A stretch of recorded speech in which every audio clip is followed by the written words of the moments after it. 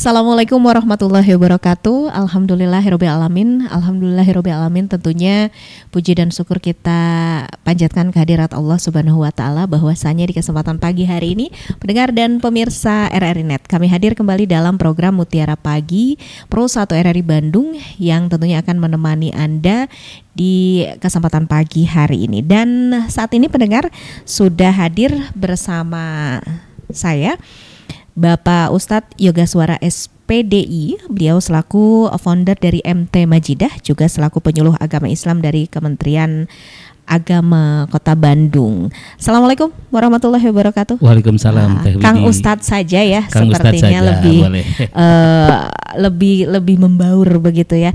Kang Ustadz, kita berbicara mengenai topik di kesempatan pagi hari ini, doa yang ajarkan oleh Rasulullah begitu. Pendengar dan juga pemirsa RRI Net, Anda akan menyimak tausiah dan paparan yang akan disampaikan oleh Ustadz kita di kesempatan pagi hari ini dalam Mutiara Pagi Pro 1 RRI Bandung. Silakan Ustadz. Baik, terima kasih Teh Widi. Hamdan wa syukran lillah wa ala alihi wa sahbihi wa mawalah. La haula wala quwata illa billah, amma ba'd. Qala rabbi shrah li sadri wa yassir li amri wahlul 'uqdatam min lisani yafqahu qawli.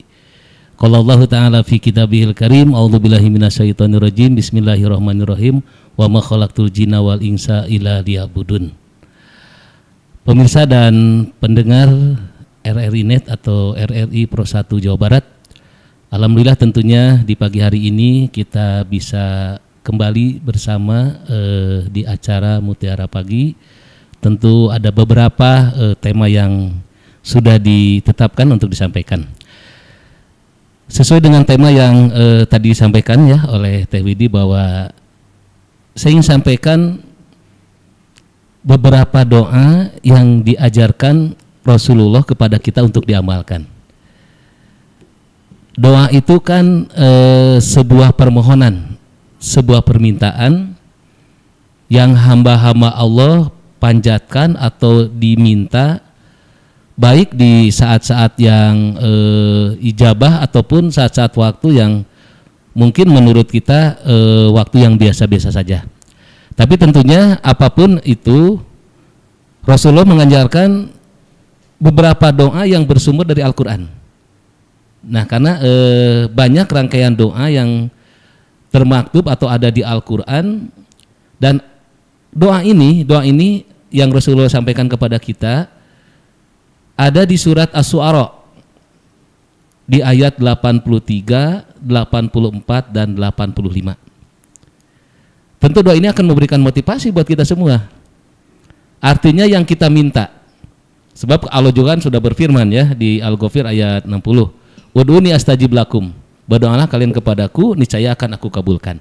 Nah, dari banyaknya rangkaian-rangkaian doa yang ada di Al-Quran, Rasulullah mengamalkan. Artinya juga menghimbau kepada umatnya untuk memperbanyak doa ini dalam kehidupan sehari-hari. Apa yang kita minta dari doa ini?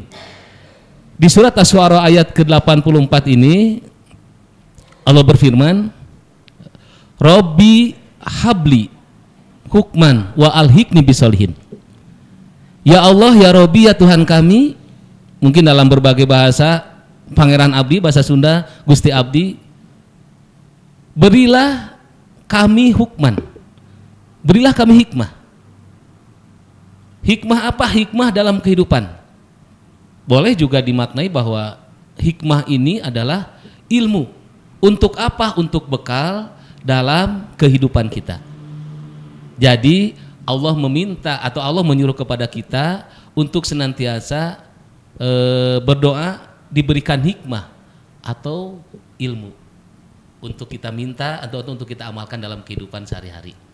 Dan ini oleh Rasulullah juga dianjurkan atau disuruh untuk diperbanyak. Ya, Robbi habli hukman wa alhiqni bisolihin. Ya Allah, berilah kami hikmah atau ilmu sebagai bekal untuk menjalani rangkaian kehidupan.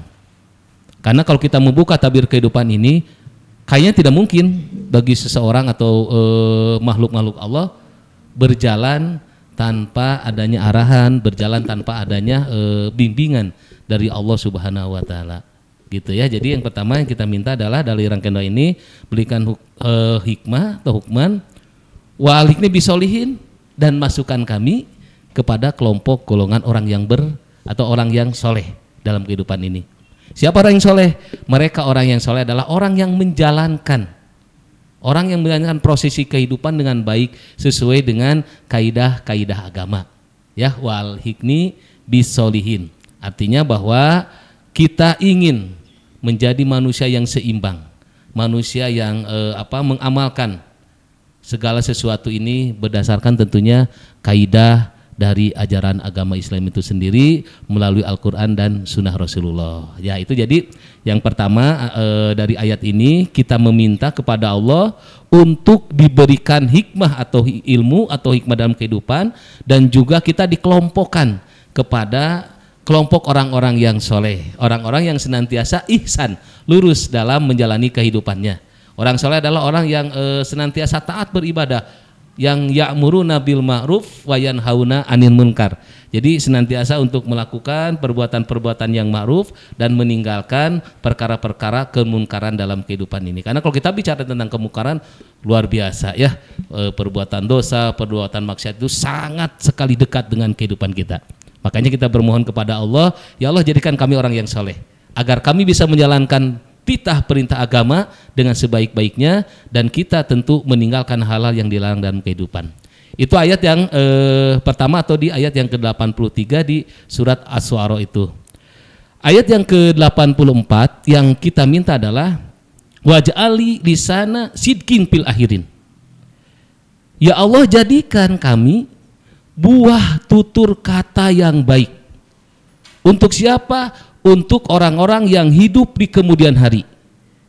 Artinya bahwa kita berharap bahwa satu saat setelah kita selesai dalam menjalani kehidupan, artinya setiap manusia sudah wafat, manusia ini meninggal, maka kita ini menjadi buah tutur, atau kalau dalam bahasa kita mah cerita-cerita yang baik, cerita-cerita yang hasanah. Orang akan mengingat kita adalah kebaikan-kebaikan yang pernah kita lakukan, kebaikan-kebaikan yang pernah kita kerjakan. Jadi kita memohon untuk siapa? Untuk orang-orang hidup di kemudian hari. Tidak ada manusia yang tidak punya sejarah, tidak ada manusia yang tidak pernah punya cerita. Tapi ketika manusia pernah punya rangkaian cerita-cerita yang buruk dalam kehidupannya, dan ini juga sudah dicontohkan oleh terdahulu kita. Bagaimana para sahabat Nabi dahulu, termasuk yang kita kenal adalah Umar bin Khattab, bahwa punya rangkaian cerita seperti apa, tapi ketika beliau sudah hijrah, sudah masuk Islam, yang kita ingat hari ini, yang kita bicarakan adalah kebaikan-kebaikan beliau setelah menjadi seorang muslim, menjadi sahabat Nabi, bahkan menjadi khulafaur rasyidin, artinya adalah khalifah yang senantiasa diberikan petunjuk oleh Allah Subhanahu wa taala sebagai khalifatur Rasulullah, pengganti masa kepemimpinan Rasulullah setelah beliau wafat. Nah, artinya kita juga berharap bahwa satu saat kelak setelah kita meninggalkan alam dunia ini, setelah kita tiada, orang akan mengingat kebaikan-kebaikan kita. Tidak hal-hal yang buruk, bukan hal-hal yang jelek dalam kehidupan kita, tapi hal-hal yang baik, hal-hal yang positif, bahkan kita menjadi paling tidak contoh, uswah untuk diikuti. Baik itu nilai ibadahnya, mahdohnya, guir mahdoh, muamalah dan lain sebagainya. Ini yang kita minta di ayat ke-84. Yang ke-85-nya waj'alni min warasati jannati naim. Nah, ini nih luar biasa. Ya Allah wariskan kepada kami. Apa yang kita minta wariskan apa? Surgamu yang penuh dengan keabadian dan kebahagiaan. Ini puncak daripada harapan manusia bahwa seluruh rangkaian kehidupan ini bermuara kepada tujuan hidup yang abadi. Pada fase kehidupan setelah nanti hari akhir, maka manusia akan mempertanggungjawabkan seluruh rangkaian kehidupan di alam dunia ini. Maka harapan kita adalah kelak Allah akan tempatkan kita pada Jannatun Naim, atau surga-surga yang tentunya memberikan kebahagiaan, keabadian kepada kita. Ya pemirsa dan juga pendengar RRI Net atau RRI Pro 1, bahwasannya kita minta di surat ini, di surat Asy-Syu'ara, dan Rasulullah menganjurkan kepada kita untuk banyak dibaca dari mulai ayat 83, 84, 85. Kita berharap tentunya doa yang kita minta kepada Allah, harapan yang kita panjatkan berbuah hasil, artinya Allah mengijabah, mengkabulkannya. kita minta hikmah, kita minta ilmu, kita pun minta digolongkan kepada orang-orang yang soleh, lalu kita pun tentunya berharap satu saat ketika kita sudah meninggalkan alam dunia ini, orang akan mengingat kebaikan-kebaikan kita, dan kelak pada puncaknya Allah akan mewariskan kepada kita surga yang penuh dengan keabadian. Begitu Teh Widi untuk pembahasan atau narasi yang singkat ini dari doa yang dianjurkan Rasulullah yang ada di Al-Quran surat Asy-Syu'ara ayat 83, 84 dan 85. Baik, tentunya banyak tauladan yang tentunya bisa kita ikuti begitu dalam kehidupan sehari-hari berkaitan dengan doa yang diajarkan Rasulullah. Topik bahasan yang dikupas oleh Ustadz kita, Bapak Ustadz Yogaswara SPDI. Kalau berbicara tentang doa yang diajarkan Rasulullah, apakah terlepas dari boleh nggak sih berdoa buruk? Kalau berdoa baik sudah barang tentu. Ketika kita mendapatkan hal yang tidak enak, boleh nggak sih kita doa buruk gitu dan lain hal sebagainya? Ini mungkin banyak sekali pendengar, mungkin warga masyarakat yang bertanya apakah boleh nih kita berdoa buruk, apakah ini dianjurkan kemudian ketika memang kita mendapatkan hal yang kurang baik, apakah tetap harus berdoa baik atau seperti apa nih Kang Ustadz? Baik Teh Widi, jadi pada dasarnya rangkaian doa ini harus hasanah ya, artinya baik, karena yang kita minta kepada Allah yang maha segalanya. Tapi kadang-kadang dalam kehidupan begitu ya, misalkan begini nih, kesal sekolah ada sumpah serapah doakeun dalam bahasa Sunda ya, orang teh saya teh mah doakat urang cilaka karasa gitu. Nah, kadang ada narasi-narasi seperti itu. Tapi kan itu balik kepada sifat pribadi orang itu. Cuman kalau misalkan kita mau merunut dari pengertian doa itu, yang kita minta tentu bukan doa yang buruk, artinya bukan doa yang mengajarkan kepada kita tadi minta kejelekan-kejelekan. Misalkan ya Allah, saya teridho kasih, walaupun itu sah-sah saja mungkin boleh ya, kita misalkan mendoakan karena kita sakit hati, karena kita kesal, kita minta kepada Allah teh, ya Allah celakakan dia. Tapi masalahnya adalah bukan termasuk kepada ibadah, karena doa juga merupakan bagian dari rangkaian ibadah gitu. Berarti itu hanya lebih mengutuk ya, artinya lebih tidak mencerminkan seseorang yang memiliki akhlak yang baik. Boleh tapi tidak baik begitu, bukan dibolehkan sebenarnya ya. Tidak dibolehkan kita itu mendoakan kalau kita misalkan dizolimi, ya sudahlah, cilakalah kamu misalkan, cing naon seperti apa ya kita minta. Tentu tidak diajarkan. Makanya yang Allah mintakan tadi, ud'uni astajib lakum, tentu ada rangkaian-rangkaian doa yang baik, makanya dicontohkan dari Al-Quran. Walaupun banyak juga contoh doa-doa yang dari qaul para ulama, artinya contohkan oleh para ulama. Nah sebenarnya di rangkaian doa-doa di Al-Quran itu kan sesuatu yang sangat luar biasa ya, apalagi kalau kita tadi pahami maknanya, tafsirnya, mungkin yang kita minta itu inilah yang terbaik yang Allah siapkan. Intinya mah jangan berdoa yang tidak baik, karena itu tidak dicontohkan oleh Rasulullah kan. So kalau kita membuka ya, betul, bagaimana rangkaian akhlak Rasulullah, dia tidak pernah menjelekan ataupun dia mengutuk lawan-lawannya atau dulu yang menganggap beliau musuh, misalkan kafir Quraisy, orang-orang Yahudi, orang-orang yang dulu tidak pernah Rasulullah mendoakan keluar dari mulutnya doa yang tidak baik. Berat apapun, sezolim apapun orang, termasuk mungkin dulu pamannya ya, betul, Abu Jahal, Abu Lahab, tidak pernah terdengar doa yang buruk dari. Jadi jangan atuh ya. Jangan. Jadi bukan hal yang dianjurkan juga. Bukan hal yang dianjurkan dan tidak baik juga. Tidak baik ya, Kang Ustadz. Tapi ketika memang kita ingin kita paham betul bahwa ini tidak baik dilakukan begitu. Baiknya ketika kita mendapatkan hal yang kurang baik, tetap mendoakan baik begitu. Berdoa yang baik. Tapi ini bukan hal yang mudah juga nih dilakonannya begitu. Ini bahasanya. Apa yang harus dilakukan Kang Ustadz ketika memang kita harus bisa nih, apakah dipaksakan, karena ternyata untuk hal-hal baik harus dipaksakan katanya ya. Kayak gimana nih Kang Ustadz? Jadi memaafkan ini kan lebih besar pahalanya ya, karena berat. Kalau orang berbuat dosa kepada kita, bersalah, ya pengennya kita mah dia tuh sama gitu ya. Merasakan juga gitu. Tapi ya itu tadi kita balik, kalau misalkan satu saat siapapun mungkin termasuk kita, ketika kita dizolimi oleh orang, kita merasa dirugikan. Kalau misalkan baiknya seperti apa, kita mah mungkin nggak tahu lah, pribadi orang berbeda-beda. Secara kebaikan tentu agama mengajarkan bagaimana kita ikhlas menerima hal dan kita kembalikan kepada Allah Subhanahu Wa Taala. Artinya begini, Orang biarkan zalim, orang biarkan jahat kepada kita, toh Allah tidak tidur. Toh Allah mendengar dan melihat gitu ya. Dan tidak baik juga kalau begitu nilai kita sama dengan orang yang berbuat buruk misalkan. Saruana meureun 11 12, 13-nya ya orang yang mendengarkan gitu ya. Kalau misalkan orang kalau kita ditipu deui lah ku saya malah gitu kan, sama aja berarti ya. Nah, kalau orang berbuat jahat kita doakan aja yang jahat. Berarti nilai kita tidak jauh lebih baik dengan orang. Tapi tidak juga begini, oh saya mau akan memaafkan. Akhirnya timbul juga sifat ujub ria, merasa diri lebih baik karena saya memaafkan orang yang bersalah. Memaafkan itu kan hanya tidak selesai hanya sampai di lisan, Kang Betul. Ustadz ya, tapi juga dengan harus sikap hati. Nah, Betul. ini mengolah hati ini yang agak PR berat ya. Jadi hati nih. Iya memaafkan, tapi aduh berat. Genok gitu nya di desa orangnya gitu ngapagal apa gitu. yang harus dilakukan? Ada mungkin amalan-amalan doa begitu yang memang karena si hati ini kan yang membolak-balikan Allah begitu ya. Yeah. Kita mungkin bisa untuk boleh nggak nih kita meminta ya Allah, nggak pengen seperti ini. Tidak ingin gitu. seperti itu, tapi tidak mendegal.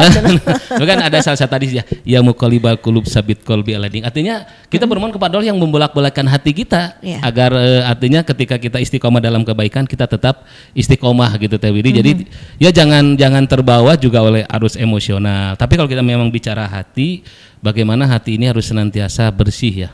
Karena hati itu kalau diibaratkan seorang raja lah.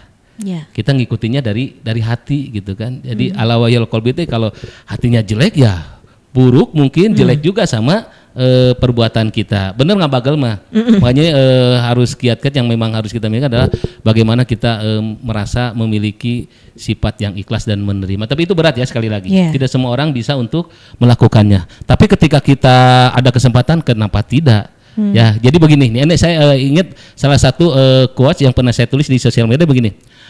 Kalau kaitan kita misalkan pernah dijolimi sama orang, pernah dijahatkan sama orang atau dijahati lah, pokoknya ngabegal nyeri hati gitu kan. Nah, adalah kesempatan kita untuk memaafkan, misalkan orang itu kan minta maaf kepada kita. Yeah. Saya nih yang punya boga lalakon bahasa Sunda nama mau dimaafkan mau tidak itu urusan saya apa hati saya. Tapi ada quotes begini. Orang yang beruntung, orang yang bahagia adalah orang yang diberikan kesempatan berbuat baik oleh Allah dan dia mampu melakukan kebaikan itu. Artinya ketika ada orang yang minta maaf kepada kita atas kesalahan perbuatan zolimnya, perbuatannya kepada kita, itu kan Allah memberikan kesempatan kita untuk berbuat baik. Kalau kita mampu memaafkan, berarti kita termasuk orang yang bahagia. Artinya Allah beri kesempatan untuk berbuat baik dan kita mampu melakukan kebaikan itu. Tapi kan bisa saja mual Teh Widi mual dihampura ke saya malah mual dimaafkan. Saumur hirup 7 turunan kurang mau ditanya mau dihampura. Itu kan pengennya begitu. Da urang sendiri hati pisan, hati itu bisa dibohong.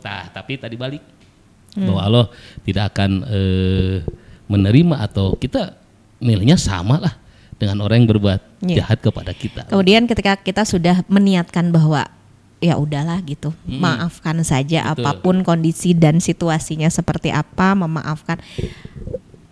Apa takarannya, ukurannya ketika memang diri kita sudah dalam kondisi yang memang memaafkan begitu?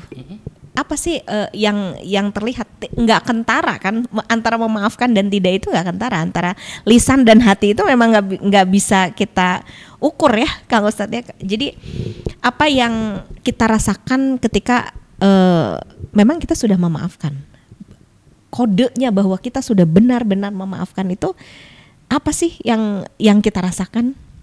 Kode untuk pribadi gitu. Atau untuk kita umum ukuran rasakan bahwa oh udah nih sebetulnya udah maafin. Gitu. Apa sih yang nyata terlihat oleh diri kita sendiri kalau kita sudah memaafkan, apa yang sudah, kalau kita sudah memaafkan dan sudah menerima, tenangkah atau mungkin menjalani hari-hari dengan ringan saja kah? Gitu. Yang pernah dirasakan mungkin ini saja balik nanya jadi curcol. Tenangkah kita sudah katakan memaafkan seperti itu ya, atau kan kita ya tadi menjalani dengan apa namanya tuh biasa-biasa lagi, atau masih kena ayah gitunya tetap. Nah ini berat ya. Dulu pada saat Rasulullah diminta maaf oleh, saya takut salah ininya ya redaksi ceritanya, bahwa salah satu sahabat ini dulu pernah mencelakai bahkan sampai membunuh kerabatnya. Dia minta maaf. Rasulullah memaafkan, tapi saya maafkan kamu kalau bisa tidak di sinilah, kamu pergi supaya saya tidak melihat lagi. Nah ini kan yang saja biasanya sok kaungkit-ungkit deui, lamun urang teh ningali deui si eta, sekaligus saya sudah memaafkan ya dalam kehidupan, tapi panggih deui nya ya teh gitu teh. Rasulullah itu kan itu peristiwa apa ya yang dicabik-cabik gitu kan sampai di ini kan dia setelah masuk Islam dia minta maaf kepada Rasulullah, tapi Rasulullah saya maafin karena memang Rasulullah adalah seorang pemaaf karena Allah juga memaafkan ya, tapi saya tidak ingin menurang kasusnya kasuat-suat deui, soklah kamu berangkat. Ini salah satunya berarti kalau misalkan rasa tenang itu ada ketika kita sudah memaafkan seseorang, kalau belum bisa menerima ya secara hati ikhlas, ya jangan melihat lagi, jangan dekat lagi. Tapi ketika ketemu pun kita tidak usah juga over lah, berlebihan, apalagi merasa jadi teg deui, inget deui, tapi manusiawi itu ya. Jadi ukuran tenang mah kalau saya pribadi nggak tahu yang lainnya, ketika orang dalam kehidupannya berbuat dolim ya saya maafin sudah. Walaupun ada bayang-bayangan, intinya mending dihindari saja ya, tapi bukan berarti harus tadi putus silaturahmi. Toh dia sudah benar-benar ikhlas meminta maaf kepada kita ya. Allah juga Maha Ghafur, Maha memaafkan. Artinya hari maaf teh kersaha sih Allah memberikan ya. Manusia sebanyak dosa pun salah satu tuh saya masih ingat salah satu hadis, lau amil tumul hotayah tamalati sama humanatim tum pataballahilaikum, sebanyaknya dosa manusia langit penuh, Allah kita minta maaf, Allah memaafkan. Masa kita hambanya ketika Allah saja memaafkan hamba-hambanya atau makhluknya yang berdosa memaafkan, kok kita tidak? Nah gitu. Walaupun takarannya berbeda ya, itu mah Allah, tapi kita kan diajarkan untuk mengamalkan seperti itu. Tapi artinya ada kunci tersendiri, ada doa sendiri bagaimana meminta kepada Allah semoga Allah selalu melindungi hati kita dari hal-hal yang tidak baik begitu ya. Itu ada doanya sendiri, Kang Ustadz. Secara redaksi ini doa yang kita minta ya, karena doa itu kan tadilah redaksinya tidak sama apa itu yang keluar dari Al-Quran ataupun doa yang memang qaul para ulama ataupun doa yang kita minta. Artinya bagaimana supaya apa tadi kata Teteh supaya apa doa khusus untuk doa yang khusus untuk kita bisa menjaga hati. Diri kita ya. Baik, doa khusus untuk kita bisa menjaga hati. Kalau saya sih mungkin takut beda ya dengan orang lain. Kalau saya dengan doa dengan bahasa kita bahwa ya Allah ya saya sudah memaafkan, jaga hati saya, bersihkan hati saya. Tadi yang khotbah itu tadi kalau saya bilang ya muqallibal qulub sabit qalbi biar hati kita tidak goyah, tidak berubah lagi. Kalau memang sudah memaafkan, ya saya sudah memaafkan. Tidak nanti berubah lagi teh. Kalau misalkan karena situasi dan kondisi kita ketemu lagi tadi kasuat-suat nafsu deui gitu kan. Kan hati itu kan Allah yang membolak-balikan gitu nya. Makanya kalau saya itu doa itu saya zikirkan tadi untuk merasa lapang dada lah menerima. Allah yang muqallibal qulub, ya Allah kuatkan hati saya teh gitu nya. Entong goyah karena ketemu deui sieu euy.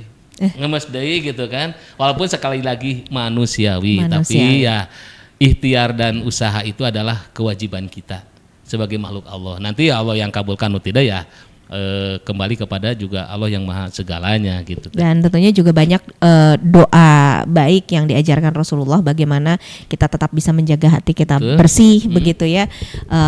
Konteks memaafkan dalam hal yang sebenarnya seperti apa begitu, ini menjadi bekal tersendiri begitu dengan topik bahasan di Mutiara Pagi mengenai doa yang diajarkan Rasulullah. Kita sampai pada kesimpulan, Ustadz. Baik, pemirsa dan juga pendengar RRI Net atau RRI Pro 1 Jawa Barat. Artinya Rasulullah telah banyak menjadi uswah contoh kepada kita. Baik sunnah yang berupa ucapan, tindakan, ataupun ketetapan-ketetapan yang beliau sampaikan kepada kita. Selaku umat Nabi Muhammad SAW dan tentu hamba Allah yang semoga kita menjadi hamba Allah yang terpilih, bahwasannya apapun yang dicontohkan Rasulullah ini akan menjadi sebuah pegangan untuk kita yang kalau kita amalkan tentu akan membawa kebaikan, termasuk doa yang Rasulullah anjurkan untuk diperbanyak oleh kita. Sebenarnya doa ini kalau dalam sejarahnya atau dan riwayatnya, Rasulullah menganjurkan doa ini dibaca diperbanyak di bulan Ramadan. Tapi karena ini doa bersifat universal, doa ini bersifat umum, maka kapanpun kita minta kepada Allah untuk memperbanyak doa ini. Artinya dalam zikir-zikir kita, baik zikir pagi, siang dan sore, baik zikir setelah sholat fardu atau pada saat kita qiyamul lail, perbanyaklah doa ini. Jadi untuk pemirsa dan juga pendengar RRI Net, dicatat saja surat Asy-Syu'ara surat ke-26 kalau tidak salah ya, surat ke-26 di ayat 83, 84, 85 ya. Jadikan ini sebuah motivasi. Jadikan ini sebuah harapan yang tinggi untuk kita tentunya, bagaimana kita kelak akan Allah berikan hadiah dari doa ini adalah tadi hikmah untuk kehidupan, ilmu untuk bekal kehidupan, ilmu untuk penerang seluruh rangkaian aktivitas kita selama di dunia ini, dan ilmu juga yang akan mengantarkan nilai terbaik pada saat kita ibadah kepada Allah Subhanahu wa taala sebagai bekal kehidupan dunia dan akhirat. Dari hikmah yang ilmu yang kita miliki, dan kita juga dimasukkan kepada tadi kelompok golongan orang-orang yang soleh. Bukan berarti kita tidak boleh mengenal orang yang tidak baik, karena dalam kehidupan mesti ada yang baik, ada yang tidak baik. Bagaimana juga dulu Rasulullah bergaul dengan orang-orang yang tidak semuanya soleh. Tapi kita mintalah bahwa ya Allah jadikan kami ini atau kelompokkan kepada kelompok orang-orang yang soleh, agar hidup kita ihsan, hidup kita lurus. Jadi amaliyah amal itu sesuai dengan ucapan, tindakan, dan tidak bertentangan dengan kaidah Al-Quran dan Sunnah Rasulullah. Dan juga kita kelak pada saat kita sudah tidak ada, semoga kita menjadi contoh yang terbaik. Orang akan mengingat kebaikan-kebaikan yang pernah kita lakukan, infak kita, sedekah kita, qiyamul lail kita, orang akan ingat, dan itu akan menjadi contoh ya. Jadi yang sesuatu yang diikuti. Dan yang terakhir tentunya kita berharap Allah memberikan kebahagiaan kepada kita dengan Allah memberikan jannatun naim, artinya surganya yang penuh dengan keabadian, surga yang penuh dengan kebahagiaan, surga yang penuh dengan kekekalan dalam kita menjalani atau pada saat kita nanti ditetapkan oleh Allah di surga itu. Masya Allah, mudah-mudahan juga kita menjadi bagian yang juga masuk ke dalam surga tersebut. Pendengar dan pemirsa RRI Net, telah kita ikuti bersama Mutiara Pagi di kesempatan pagi hari ini mengupas topik mengenai doa yang diajarkan Rasulullah bersama narasumber kami Bapak Ustadz Yogaswara SPDI. Beliau selaku penyuluh agama Islam di Kemenag Kota Bandung. Beliau juga selaku founder dari MT Majidah, yang tentunya akan mudah-mudahan apa yang dibahas tausiah dan paparan yang disampaikan oleh Ustadz kita di kesempatan pagi hari ini bermanfaat untuk kita semua. Saya akhiri program Mutiara Pagi di kesempatan pagi hari ini. Saya Widya Perdani undur pamit. Assalamualaikum warahmatullahi wabarakatuh. Waalaikumsalam warahmatullahi wabarakatuh.